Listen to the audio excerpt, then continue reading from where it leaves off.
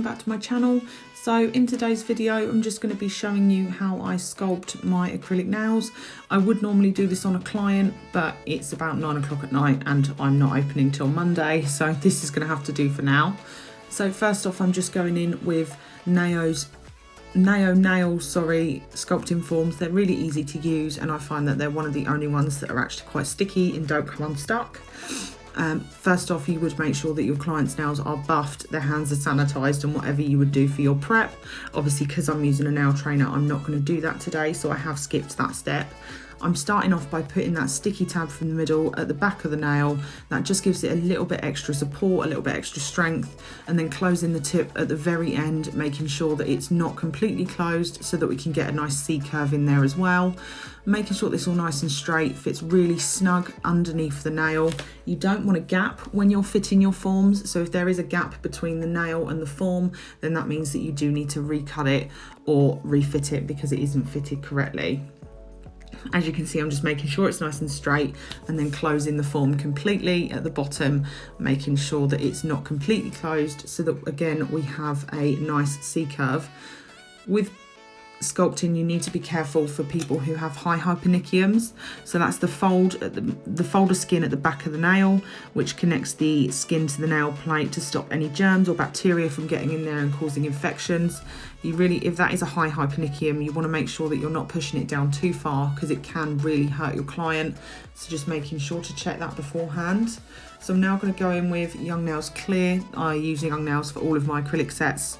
I also use clear mainly to sculpt nails. So I'm just creating my free edge, which is going to be really flush, nice to the natural nail. So I'm just going in with a medium-sized bead. You don't want a massive bead for this. Dipping my brush in the monomer 3 times, wiping off most of that liquid, bouncing it in the powder for a couple of seconds, and then draining off again a lot of that liquid. You want to make sure that it's the consistency where it's not going to run and that you can mold it to whatever you want. So you really need to get your liquid to powder ratio perfect for this. It took me a really long time. I am going to be doing a video on that because it is tricky and I'd love to help you guys. So pushing that from side to side and then pushing it back into the corner of the natural nail, making sure that it's all nice and flush. It's a really thin 3 edge. You don't want nails to be too thick.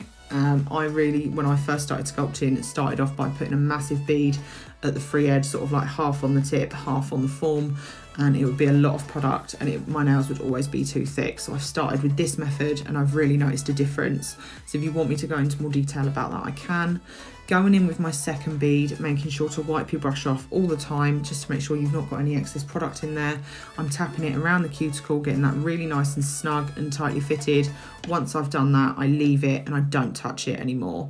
As you can see, for the front part of this bead, I'm just taking the tip of my brush. I'm not taking all of the product, just that very bare minimum front part, and blending that down the natural nail. This is just to make sure that I keep my apex in there and my structure. Again, with my apex, it used to be massive. I used to think it really needed a massive apex and it really doesn't. So that's the bead that I'm going to use for my apex, pushing half of it back if I need to with the body of my brush, putting a little bit of pressure on there. I'm then taking a third bead and I am starting off just before that last bead ends, blending it back up towards the cuticle.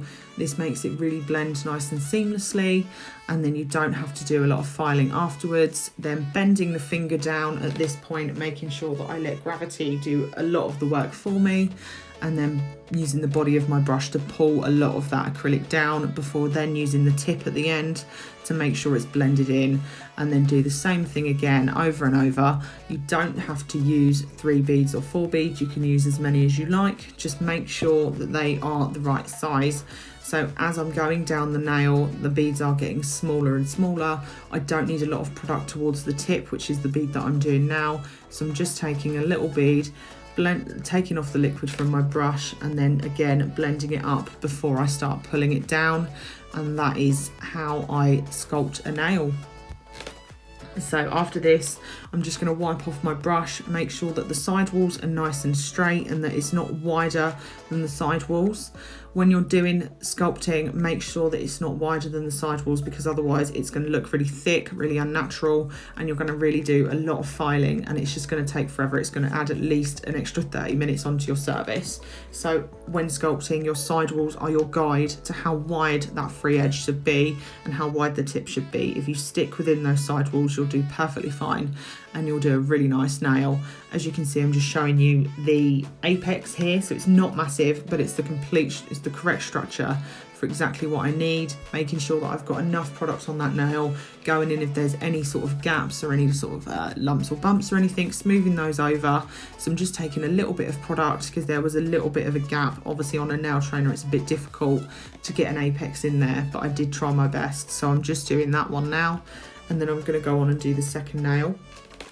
So I am going to stop talking for this portion of the video.